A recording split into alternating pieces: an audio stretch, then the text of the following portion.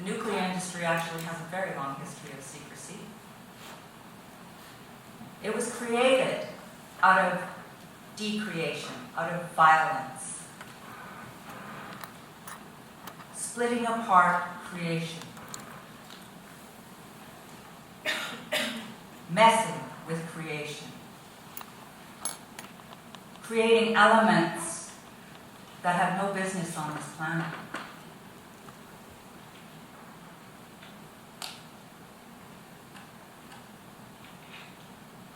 There's a long colonial history that started with the signing of the treaties.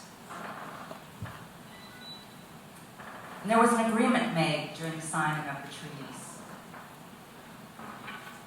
None of it included taking resources. And then, because all of a sudden there was resources under our lands, the government hadn't included in the treaties, they did a skip-a-roo. They left out the indigenous people who they had a treaty with and transferred the resources to the provinces with whom we had no agreements. Then there was the residential schools, where the children were taken away from the parents and forced to assimilate to a certain degree. But what really happened was they were forced to obey authority.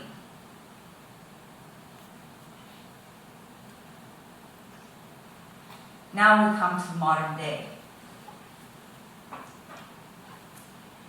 And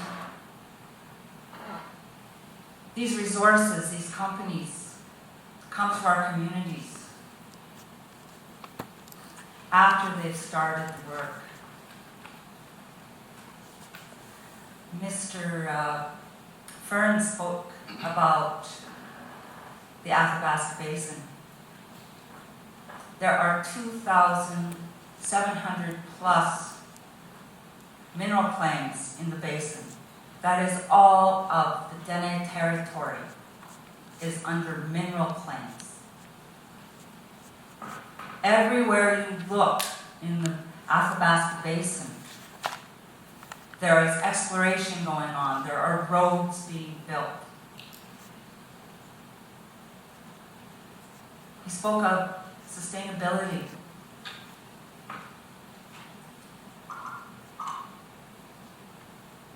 Well, how do we sustain our people and the relationship to the land that the people have had for millennia, and the land is being pieced out?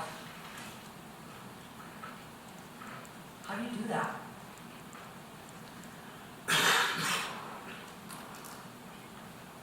There's a consultation process in Canada. Duty to consult. He spoke of 4 meetings. Well, our band also had consultation. But they had also signed a confidentiality agreement with the company Cameco and Areva prior to going to our people. So how could they consult with us and tell us how this was going to impact us? In fact, the majority of our people never learned about this, any negotiation on this, until 1 week before the signing of the collaboration agreement. Collaboration means to share responsibility. So we were forced to share responsibility because they'd already agreed. When our people asked, when do we get to vote on this? They were told, oh, you don't get to vote. This is a business agreement. You elected us, we make the decisions. That had never been done in our territory before. The biggest possible thing, a land claim. A land claim. The companies wanted us to drop the land claim for for the Millennium Mine project. What do I learn? People wanted to know, why are we dropping this land claim? I have to thank Mr. Fedoruk for actually taking the government to court, because that's where I learned why our land claim was so important. Because all of the resources underneath any land that becomes reserved belong to the First Nation. That was never told to us. The lawyers wouldn't let them tell us.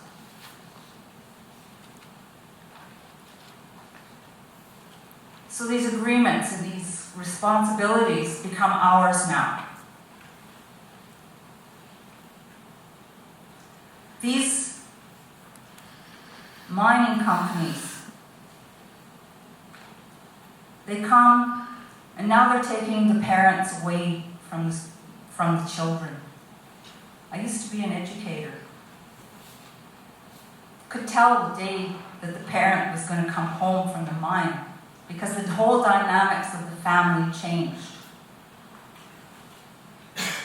All of our communities are suffering from intergenerational trauma from the whole residential school system, and we need time to get our balance back, to learn how to be parents again, how to be community.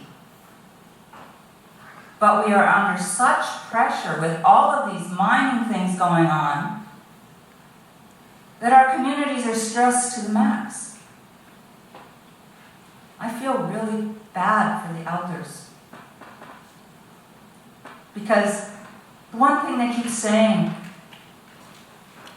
and it's a really hopeless line, and our youth are hearing it from them, they're going to do it to us anyway.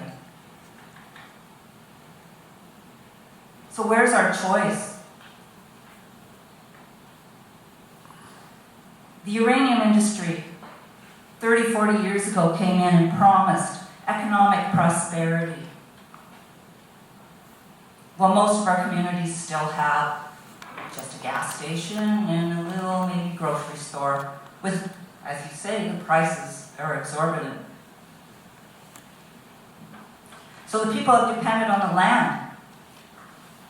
They've depended on the animals. Now the education system is coming in with Chemical and Reva coming in and testing our students, their aptitude. My daughter attended a grade 12 class for Native Studies. The very first day she attended class, the teacher says, "You just have to pass this class so you can get a job in the mine." She never learned one single thing about Native issues. She didn't learn about the struggles of the Native peoples around the country. And then there's the Aboriginal governance and Northern development at the U of S,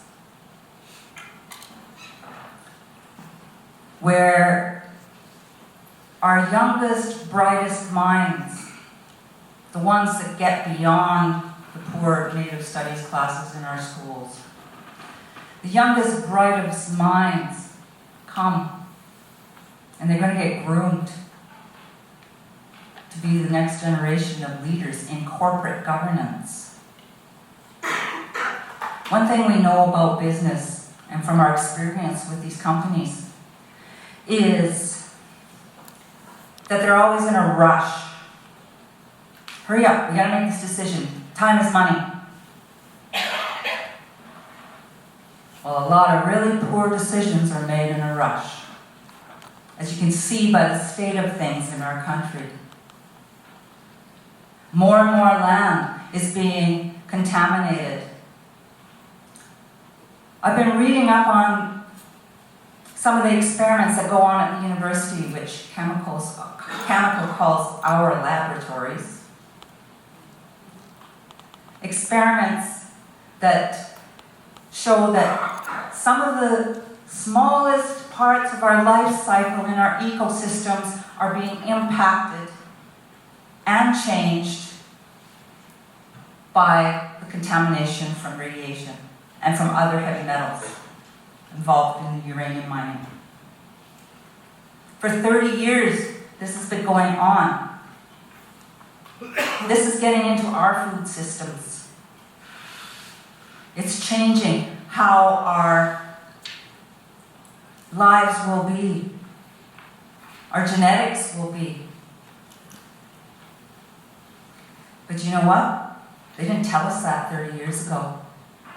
They already knew it, but they didn't tell us. So there's a lot of things that never come down to our people that allow us to have free, prior, and informed consent. We ask about impacts. We never get anything about impacts. We only get about the benefits. I know so many young people who say, I don't want to be a miner. I see our communities, they need sustainable economics. But we're not being encouraged to develop that. 30 years, we should have had a lot more going on in our communities. And right now, layoffs in the industry. Lots of layoffs. And as time goes on and as the renewables take over, we are inextricably tied to these industries because we're going to be responsible for the messes they leave. That's one hell of a legacy. Thank you.